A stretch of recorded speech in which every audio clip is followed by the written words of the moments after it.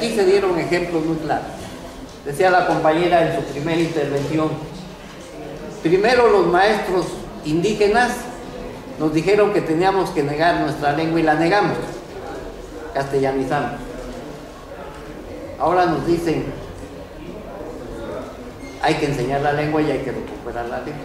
¿Hacia dónde vamos? Bueno, la reflexión es para que ustedes entiendan de qué se trata. ¿Qué es lo que la comunidad nos enseña? Lo que decía Hugo, todo lo que aprendemos antes de ir a la escuela constituye una biografía comunitaria. Es decir, la biografía de ser mije, la biografía de ser chinanteco, la biografía que nos permite ser zoque, que nos permite ser trique, que nos permite ser lo que somos. Y se construye la identidad desde la base.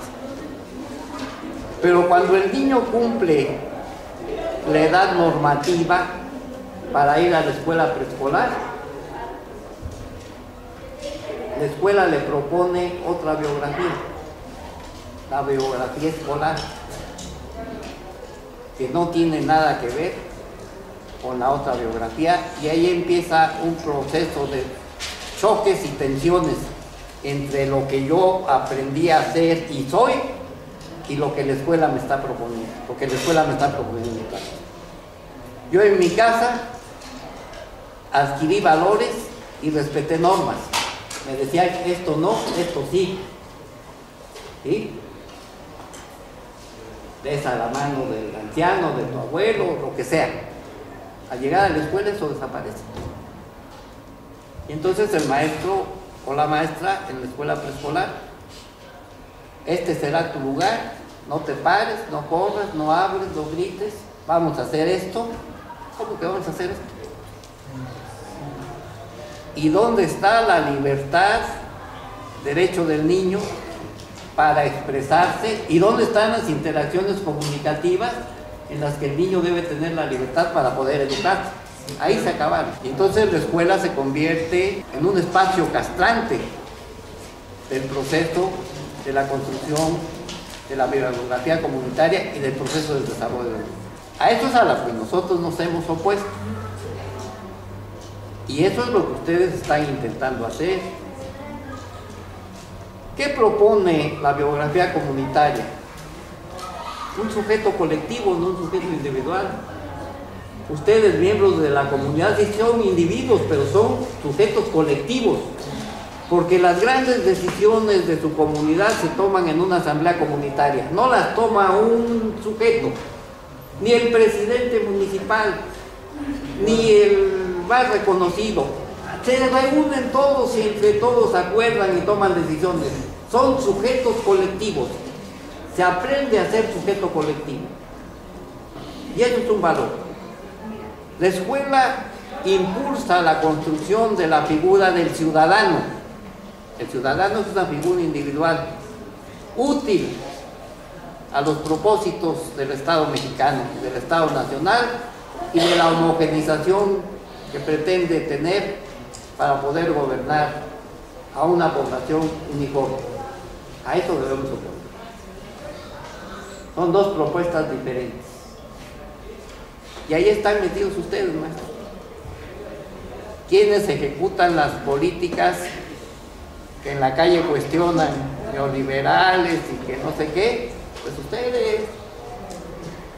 ¿O qué es Calderón el que va a decirle a los niños que no hablen la lengua, que la cultura de eso no sirve? No es Calderón ni ningún presidente, han sido ustedes y nosotros, los que hemos sido maestros, los que hemos sido instrumentos y herramientas del Estado en su proceso de domesticación y de homogenización de la población nacional.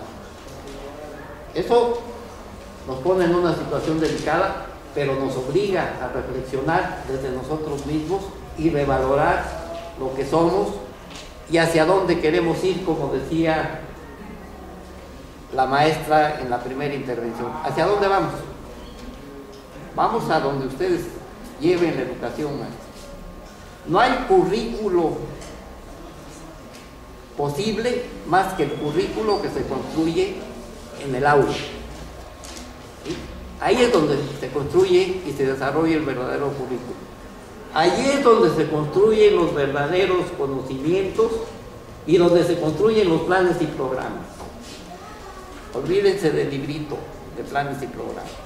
El conocimiento se construye con lo que hagan ustedes, pero no repitiendo el plan y programa, sino dándole a sus estudiantes herramientas para que aprendan a aprender y aprendan a enfrentar la vida. Decía el compañero, ¿cuál es el programa de estudios de la secundaria comunitaria y si se respeta el programa de estudios nacional? La secundaria comunitaria no tiene programa de estudios, porque no sabemos qué va a suceder. Si el objeto construido de investigación es el siguiente, voy a poner un ejemplo: el proceso de nixtamalización del maíz. A partir de eso se problematiza, se definen una serie de preguntas que hay que responder y entonces empieza la investigación. ¿Qué vamos a aprender? Dirán las gentes de las comunidades, ¿para qué quieres aprender la nixtamalización si tú, muchita, aquí te tengo y ya sabes cómo se hace? Sí, la muchita sabe cómo se hace, pero dentro del proceso de nixtamalización no hemos reflexionado que hay contenido que tiene que ver con los contenidos occidentales del desarrollo de la ciencia. Nos hemos preguntado cómo llegaron las culturas mesoamericanas, porque en todo Mesoamérica hay el proceso de nixtamalización, no es privativo nuestro, es decir, hablo desde El Salvador hasta La Quemada en el norte de México, ese enorme territorio que se llama Mesoamérica, se hace lo mismo. ¿Cómo llegaron las culturas originarias a descubrir el proceso? Primero tuvieron que leer la naturaleza y extraer de la naturaleza una materia, un material, que es la cal. Sin cal no hay proceso de nixtamalización. ¿Para qué le servía la cal a los pueblos originarios? Pues ahí están las construcciones de los edificios y los revestimientos de los estucos con base en cal. Sabían que al mezclar la cal con el agua, la cal como piedra se diluye y el agua se calienta sin que le pongas fuego. Está produciendo un fenómeno físico-químico. Y entonces ahí es donde sacamos los aprendizajes. ¿Qué pasa cuando un mezcal con agua se produce hidróxido de calcio?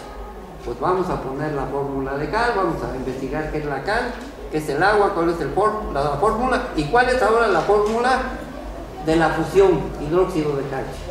Y entonces estamos llegando a un contenido que a lo mejor está hasta tercer año de secundaria o a lo mejor hasta la preparatoria. ¿Qué nos importa? Aquí no importa en dónde lo notificó la autoridad, importa que de ahí desprendamos conocimientos. ¿Sí? ¿En qué momento los pueblos originarios se dieron cuenta que este líquido nuevo, hidróxido de calcio, actuaba sobre los granos de maíz? Seguramente por accidente, no lo sabemos, cayó maíz y se dieron cuenta que el maíz reventaba. ¿Por qué revienta el maíz en esta sustancia? Porque es una sustancia líquida que llega a saturar el interior del grano de maíz y la saturación es parte también del conocimiento químico hasta que lo revienta. ¿Cómo hacemos que este proceso se acorte?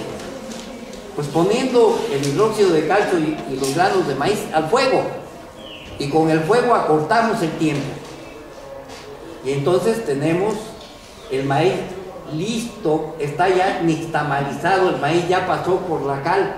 ¿Qué produce esto en el maíz? Libera almidones y azúcares, libera, y de paso mata cualquier bacteria que pudiera enfermarnos. Ese es el enorme mérito de la nixtamalización. Cuando ya tenemos este maíz, colamos y llevamos ese maíz a moler. Ya tenemos masa. Ya podemos hacer tortillas y ya no las podemos comer. ¿Hay conocimiento o no hay conocimiento? Y hay mucho conocimiento cuando lo investigamos a detalle. Lo tenemos enfrente, todos los días comen tortilla, todos los días se hace nixtamal, todos los días. Pero eso está fuera de la escuela porque el programa dice que no sirve, que no hay conocimiento. No hay conocimiento, digo yo. En eso y en muchas cuestiones que hacemos cotidianamente en las poblaciones originarias, hay conocimiento. Y eso debe ser objeto de proyectos de investigación, proyectos de aprendizaje y de actividades que deben trasladarse a la escuela. Este es el secreto. No pelearnos con que vamos a hacer un nuevo programa, cuáles son los contenidos originarios que tenemos que llevar a la escuela, si está rodeado de los contenidos. Es relacionar al niño con su entorno, con lo que se hace cotidianamente, porque ahí está contenido todo el conocimiento comunitario. La misma lengua que hablan todos los pueblos originarios del mundo contiene encriptados conocimientos. La etnomatemática, con la experiencia pionera que hizo Isaías Aldaz, un compañero mije recién fallecido, demostró que en la lengua mije estaba encriptada la matemática mije que provenía de la matemática maya. La antropología y la arqueología demuestran que el pueblo mije vino de un desprendimiento de la zona del Golfo, que fue subiendo hasta llegar a las montañas, cambiando la lengua que tenía, que era protozoque, en una lengua nueva que fue la lengua mije. La lengua encapsuló este proceso histórico, y en la lengua mije está contenida la matemática maya, porque de ahí proviene, de esa zona. Ese es el valor de las lenguas. El valor de las lenguas es que cuando perdemos una lengua, perdemos una parte de nuestra civilización y de nuestra razón de ser, y nos debe doler en el alma, porque estamos perdiendo lo nuestro. Y eso hace valer los esfuerzos por recuperar y revalorar, y eso hace valer los esfuerzos por intentar hacer una escuela diferente, sin importar los riesgos, porque las comunidades de más de 5 siglos de dominación les fue impuesta la imagen de una escuela, la escuela occidental, los conocimientos occidentales, y cuando nos ven a nosotros ahora, no están trabajando. No dejamos de ser mexicanos siendo lo que somos. Nadie niega, esa es una discusión estéril. No hacemos eso. Y al no hacer eso, la gente dice, oiga, pues ustedes qué, pues, no van uniformados. En las generales y en las técnicas todos tienen uniformes, ustedes no tienen uniformes, los maestros no dan clases, no enseñan matemáticas, no enseñan inglés, no enseñan física, no enseñan física y no enseñan química. Pues péguense a lo que está haciendo su hijo y verán que su hijo está aprendiendo física, química, matemáticas, inglés, está aprendiendo todo. Solo que en un orden que le va dando la investigación, y la investigación es hallazgo permanente.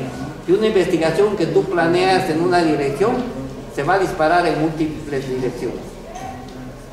Por eso Aurora La Cueva, una investigadora y una intelectual que ha escrito sobre los proyectos escolares, habla, y lo hace con mucha razón, de la existencia de actividades desencadenantes. Una actividad desencadenante del aprendizaje es la más simple pregunta que te puede hacer un niño. Maestro, ¿qué es el arco iris? Que lo va a ver en cualquier lugar del mundo. Si tú te encargas de decirle qué es el arco iris, ya le partiste el queso, porque no lo dejaste investigar para saber y él explicarse qué es el arco iris. Ese es el reto de la nueva educación. Ese es el reto de la nueva práctica.